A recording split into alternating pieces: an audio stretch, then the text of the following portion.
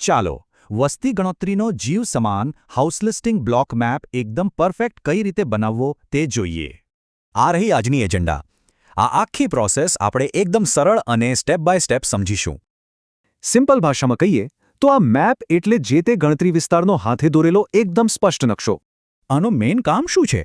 એ જ કે ગણતરી વખતે એક પણ ઘર કે ખૂણો રહી ન જવો જોઈએ. શરૂ કરતા પહેલા આટલી વસ્તુઓ હાથવગી રાખવી.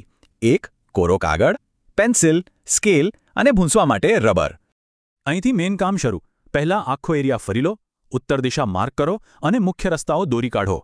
પછી ઘરોની ગોઠવણ બતાવી, બ્લોકની બોર્ડર એકદમ ઘાટી લાઇનથી હાઇલાઇટ કરવી અને છેલ્લે સિમ્બોલ મૂકવા. આ જુઓ, આવા સ્ટાન્ડર્ડ સિમ્બોલ વાપરવાથી નકશો જોતા જ ખ્યાલ આવી જાય કે ક્યાં મંદિર છે અને ક્યાં શાળા. આ બધી વહીવટી વિગતો જેમ કે ગામ, વોર્ડ અને બ્લોક નંબર નકશા પર લખવી બિલકુલ ફરજિયાત છે. શહેર હોય તો ફ્લેટ કે સોસાયટીના નામ અને ગામડું હોય તો ખેતરના રસ્તા કે ચેકડેમ બતાવવા જરૂરી છે. આ સામાન્ય ભૂલોથી ખાસ બચવું, જેમ કે ઉત્તર દિશા ભૂલી જવી અથવા નકશાને સાવ ગૂંચવાડાવાળો બનાવી દેવો. એક ખાસ સૂચના: નકશો હંમેશા રૂબરૂ મુલાકાત પછી જ હાથથી દોરવો. કલ્પના દોડાવીને જાતે કંઈ જ નથી ઉમેરવાનું.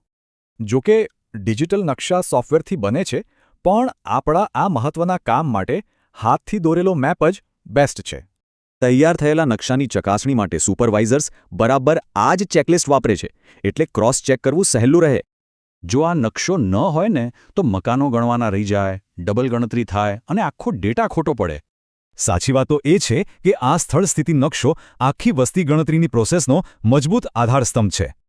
તો છેલ્લે નકશો સબમિટ કરતા પહેલા બસ એક જ સવાલ પૂછવાનો છે: શું આ નકશો એકદમ કમ્પ્લીટ અને ક્લિયર છે?